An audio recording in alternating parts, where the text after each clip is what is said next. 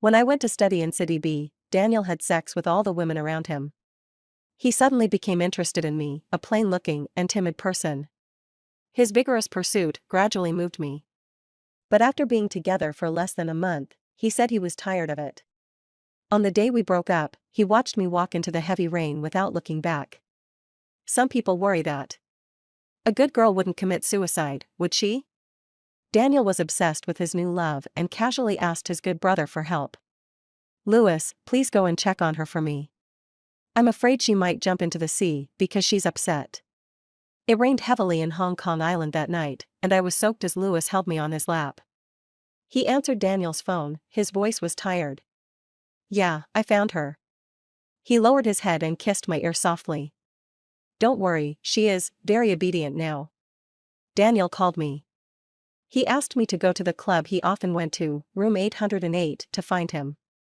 It was raining when I arrived. My hair was wet when I got off the car. I couldn't help but shiver when the cold air blew. The door of the box was ajar, and the sound of singing could be heard. It took me a while to find Daniel. He had his arm around a very pretty young girl. When Daniel saw me, his expression didn't change at all. He even hugged the girl tighter. I stood there blankly, my mind going blank. I can't figure it out. Daniel pursued me vigorously for a whole year. It's been less than a month since I agreed to be his girlfriend. Just 3 days ago, he pinched my face, smiled, and told me he loved me very much. But now there is another girl sitting on his lap. 100 times prettier and sexier than me. "Annie," Daniel said calmly, "I have a few words to tell you." The music in the room stopped. Everyone quieted down tactfully. I stood there, feeling the embarrassment of being stretched to the limit. "I really liked you before. But I'm in love, not going to a convent to become a nun." Daniel's voice was tinged with intoxication, yet still gentle. "I respect your opinion. If you don't want to, I won't force you. It's just that I'm tired of you, so let's break up." My wet hair stuck to the sides of my face. It pricked my skin and felt icy cold. I couldn't hear the sounds around me, nor could I see the strange looks those people gave me. Just staring at Daniel blankly. "But 3 days ago, you said you loved me." "Daniel, it's not that I don't want you to kiss me, it's just that I'm not ready yet." "Okay, Annie, let's not talk about this anymore." Daniel raised his hand to interrupt me, still looking at me gently. "I want to break up now, do you understand?" The tears that had been rolling in my eyes for a long time suddenly fell. I grew up in a single-parent family. I am plain-looking and timid. From junior high school to college, I lived like a transparent person. Until I came to City B to study, until I met Daniel. This was the first time I was pursued so vigorously. Being held in someone's hands and cared for and loved like this. It's easy to be moved. But he said he was tired of it. Because of the kiss I pushed away? Or was it because I rejected his request for me to move in with him? I was so confused, but subconsciously I was still thinking about making amends. "Daniel, can we please not break up?" "Annie, do you really want me to say something hurtful?" Daniel frowned. "I don't like you anymore, my aesthetic taste is just temporarily off, understand?" I raised my hand and wiped away my tears. Then he slowly took 2 steps back. "I understand. Daniel. Don't look for me or contact me again, okay?" "Okay, I'll do it." I nodded vigorously, trying to force a smile. But in the end, I couldn't help but shed tears. "I'm going to go back first and not disturb you guys from having fun." I wiped away my tears again, turned around and stumbled out of the box. "She's so unfashionable, how could you like her like this?" The girl next to Daniel suddenly spoke. "It's just a temporary novelty." Daniel picked up the wine glass and responded calmly. But he looked towards the door again. When he first met Annie, he knew that she was timid and well-behaved. When he stopped her to ask for her phone number, her eyes were wide and round, as if she would faint from fright in the next second. It's still interesting to think about this. He had never met a girl like this before and found it very fresh. But, that's all, he is not a patient man. It's raining heavily outside. Suddenly someone whispered something. Daniel looked toward the terrace. It was a thunderstorm day, and the rain was pouring down like a river backing up. Don't you think Annie will be upset? It's hard to say. The way she was crying just now, she looked like she was going to break. Dan, do you want to go check it out? A loud thunder tore open the dark sky. Daniel suddenly put down the glass in his hand. Louis. He looked at Louis, who was sitting in a corner not far away and hadn't spoken a word all night. To be honest, Daniel was not very reassured about letting other people go. Those guys are all playboys, and Annie is too obedient and honest. Only Louis, the gangland young master, has no interest in women at all. How about you help me take a look? If she really wants to jump into the sea, it will be very troublesome. Louis slowly raised his eyes and looked at his friend calmly. Daniel felt a little regretful after he said that. Louis is a cold-hearted person by nature and doesn't bother to meddle in other people's business. He is simply asking for trouble. If you don't bother. Good. Louis suddenly agreed. Daniel was a little surprised. But Louis had already stood up, grabbed his suit jacket and walked out. It's raining too heavily. I stood on the steps and waited for a long time. The doorman came over for the third time and asked if I needed an umbrella or to call a taxi for me. I nodded in a daze. I opened my umbrella and didn't stop. Walk into the heavy rain without hesitation. Maybe it was because of the rain.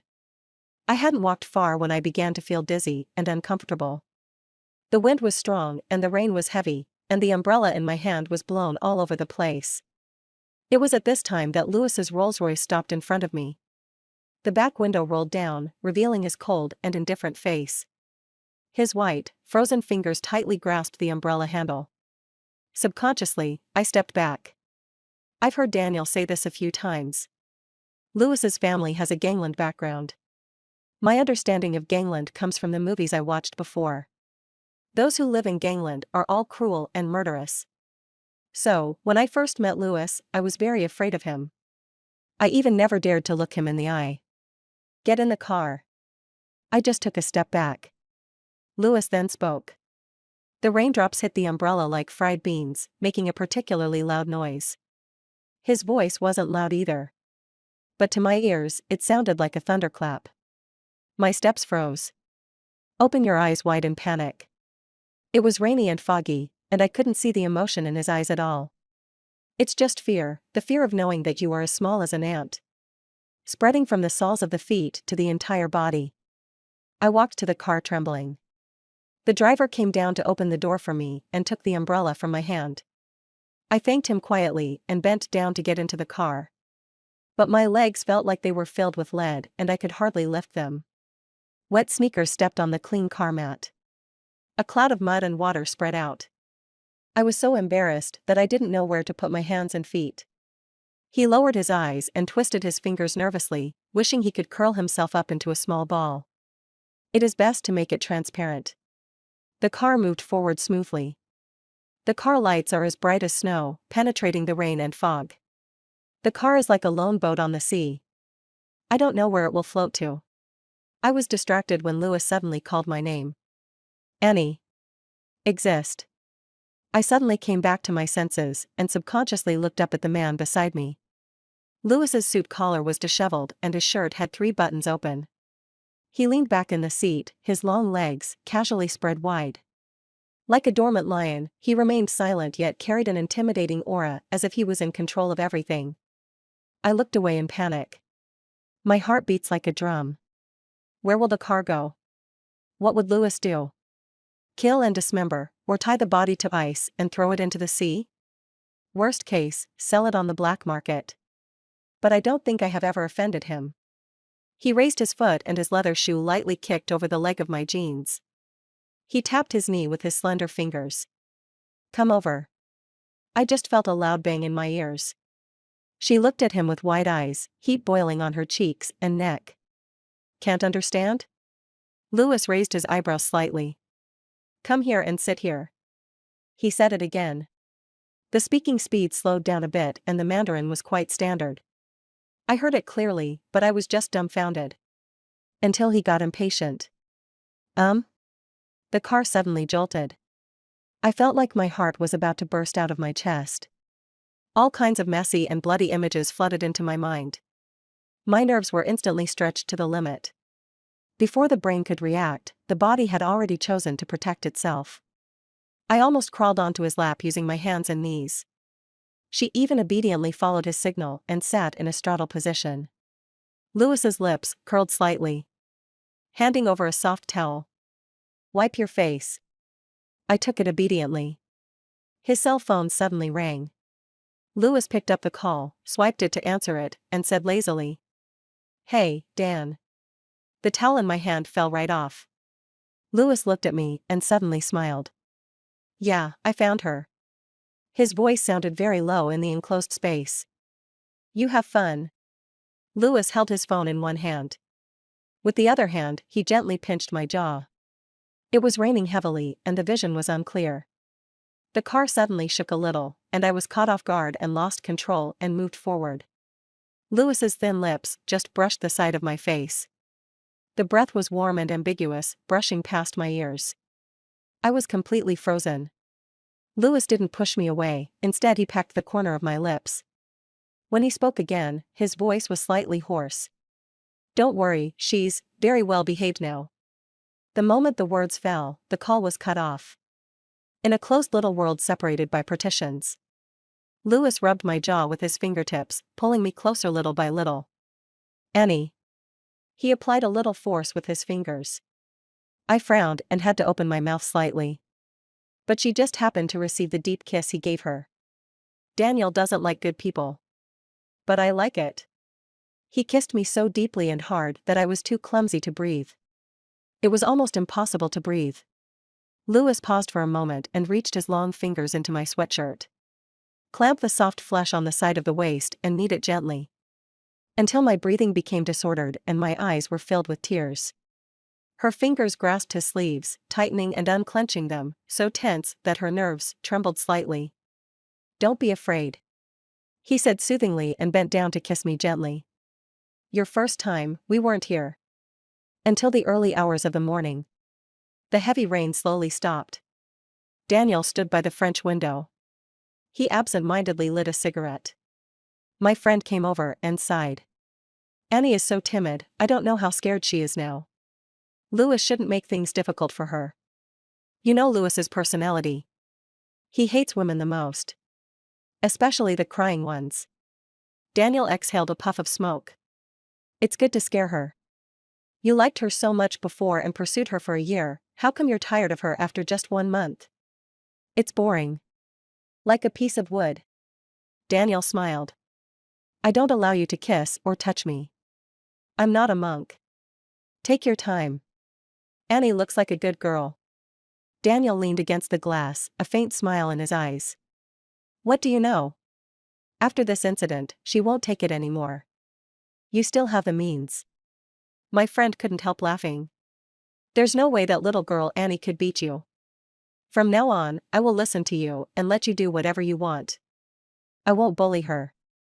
Daniel put out his cigarette butt. "Don't have any contact with her these few days. Give her the cold shoulder for a while." "Okay, I'll wait until the day you get the beauty." "What kind of beauty is she?" "Annie is fair-skinned and pretty. How can she not be a little beauty after dressing up?" Daniel laughed again. "Why haven't I seen you guys praise her like this before? She had just come to City B and was still a little country girl. I've noticed that in the past few months, she has become more fashionable. Last time you were on a date, she was wearing a green dress. Her legs were so beautiful that they were dazzling." The smile in Daniel's eyes suddenly disappeared. "What are you talking about?" "Haha, that's quite unexpected. After all, I was really inconspicuous when I first arrived." Daniel turned around and walked out with a cold face. "If you like it, why don't you go after it? Annie's heart and eyes are filled with only you. I won't do such a shameful thing." This sentence pleased Daniel. His expression relaxed a little. I thought to myself that I had originally planned to ignore her for a month. Let her learn her lesson and obey me in the future. Now that I think about it, half a month has been about the same. After all, Annie is timid, sensitive and crybaby. When I came out of the shower, Louis was already smoking on the terrace. He was shirtless, wearing only a pair of navy blue pajamas underneath. The trousers hung loosely around her narrow waist. revealing a strong chest and abdominal muscles. I stood there uncomfortably. I didn't dare to step forward or speak. The words Lewis just said in the car. It is still churning in my heart like thunder. Are you not coming yet? Lewis put out his cigarette and looked back at me. It doesn't seem to be raining outside anymore. I pursed my lips nervously. Lewis's house is really, really big. If he doesn't let me go, I won't even be able to find the exit. Lewis turned around, leaned against the white railing, and looked at me. What do you want to say? His hair was half wet, and his unfathomable eyes seemed to be stained with cold moisture. I plucked up the courage to look at him, then quickly lowered my eyes. The sound is getting smaller and smaller. I want to go back to school. Going back to school so late at night? A classmate of mine has rented a small apartment near the school. I can use that for the night. Are you afraid of me? I shook my head subconsciously, but my face became paler and paler. Lewis didn't say anything, just his eyes fell on me. From head to toe, he examined her inch by inch. The house clothes I was wearing were prepared by the maid. The navy blue satin fabric is the same as the one Lewis is wearing. At first glance, they look like couple outfits. It's not impossible for you to go back to school. I raised my head suddenly and looked at him with wide eyes. When Daniel mentions Lewis, he often says this. Lewis has a bad temper and is extremely difficult to get along with. But now, he seems to be very easy to talk to. Annie, come here. I hesitated a bit, but finally went over anyway. The most important thing now is to get out of here. So, it's best not to annoy him. I stood in front of him, but still about 1 meter away. He is taller than Daniel. I was wearing slippers and could barely reach his chest. How long have you been talking to Daniel? I pursed my lips instantly. Hearing the name Daniel, my heart felt like it was being stabbed by needles, and the pain was intense. As soon as Lewis finished speaking, my eyes were already red. 1 month and 3 days. I remember it quite clearly. Of course I remember it clearly. After all, Daniel was my first love. This is the first person I like. Why don't you let him kiss you? Lewis held my jaw and asked me to look up at him. My tear glands are swollen and painful. I don't want to cry for Daniel. But he still couldn't live up to expectations, and tears gradually formed in his eyes. I'm not stopping you, I'm just not ready yet. I turned my face away, trying to break free from Lewis's hand. But he squeezed it tighter. I kissed you in the car just now. Wasn't that good? When he mentioned the mess that happened in the car, I couldn't help feeling more aggrieved and angry. If I hadn't been so scared and panicked, I wouldn't have let him do whatever he wanted and lost my first kiss. Are you afraid of me? Lewis sneered. I'm not going to eat you. But you kill people. Who said I would kill someone? That's what they all said. So, you're being nice, because you're afraid of me? I lowered my eyes and said nothing. Lewis let go of his hand, and his voice suddenly turned cold. You can stay here for a few days. Don't want. I was so anxious. You just promised me that I could go back to school. I'm just saying, it's not impossible to go back to school if you want. What do you want me to do to go back? I don't want to miss classes. I tried my best to get to be an exchange student this year. I just want to graduate successfully and get a job. Then, completely escape from your original family. It's simple. Lewis reached out and brushed away the slightly damp hair on my temples with his slender fingers. Kiss me first. Just a kiss? Lewis seemed to be amused by my naivety and stupidity. Kiss me till I feel good. My eyes widened. I can't believe how someone can say such disgusting words so openly. Lewis suddenly put his hands around my waist. With just a little force, I crashed into his bare chest. He looked down at me, his eyes slightly lowered. There was a hint of minty smoke in the air. Annie, if you can't kiss me to my satisfaction. The corners of his lips curled up slightly. There's the sea right outside the door. I will throw you in with my own hands and feed you to the fishes. Under the hot palms, my skin was trembling. But Lewis held it tighter. So much so that my body and his were almost perfectly fitted. The fear I felt when getting on the bus swept over me even more violently. I opened my mouth and my tongue was a little tied. After a while, he asked in a trembling voice. How can I kiss you to your satisfaction?